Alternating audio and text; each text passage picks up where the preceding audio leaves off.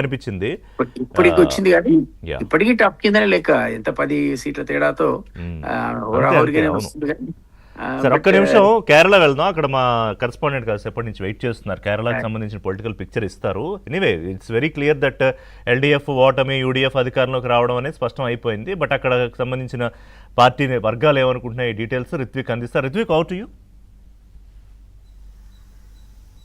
రిషి, కేరళ ఫలితాలు మనం చూస్తున్నాం. ఎగ్జిట్ పోల్స్ వచ్చిన విధంగానే, ఎగ్జిట్ పోల్స్ ముందు నుంచి చెబుతున్న విధంగానే అధికారంలో ఉన్న పార్టీ 2 సార్లు వరుసగా కూడా అధికారంలో, 3సారి కూడా రావాలని ప్రయత్నాలు చేస్తున్నప్పటికీ కూడా కాంగ్రెస్ మద్దతు ఇస్తున్న యూడిఎఫ్ కూడా ప్రస్తుతం ఆధిక్యంలో ఉంది. ఇప్పుడు ప్రస్తుతం తిరువనంతపురంలో చూస్తే కాంగ్రెస్ పార్టీ కార్యాలయం వద్ద కాంగ్రెస్ నేతలు, ఆ పార్టీ నేతలు మొత్తం కూడా సంబరాలు అనేది ప్రారంభించినట్టుగా కూడా తెలుస్తుంది.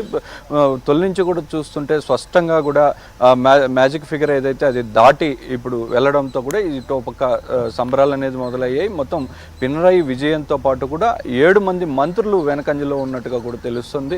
2000 ఓట్లకు తేడాతో కూడా పినరయి విజయన్ వెనకంజలో ఉన్నారు. 7 మంత్రులు కూడా వెనకంజలో ఉన్నారు. ఈ నేపథ్యంలోనే ఒక సంబరాలు అనేది మొదలయ్యాయి. తిరువనంతపురంలో కూడా పెద్ద ఎత్తున సంబరాలు అనేది చేస్తున్నారు. తొలి నుంచి కూడా ఎగ్జిట్ పోల్స్ ఏ విధంగా చెప్తూ వస్తున్నాయి, అదే విధంగా కూడా స్పష్టమైన మెజారిటీతో స్పష్టమైన ఆధిక్యత కూడా కనబడుతుంది కేరళలో.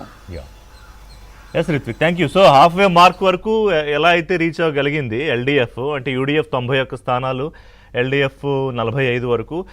విజయన్ ముందుగానే ఆయన అర్థం చేసుకున్నారు. అందుకే ఫలితాలకు సంబంధించి కౌంటింగ్ స్టార్ట్ అవ్వకుండానే ఆయన పేరుకుందున్న సీఎం అనేది తొలగించేసి ఆయన పార్టీ పెట్టుకున్నారు. సామా గారు, ఎస్ కంగ్రాచులేషన్స్. ఒకటి, మీరు కేరళ మీ కూటమి అధికారంలోకి వచ్చింది.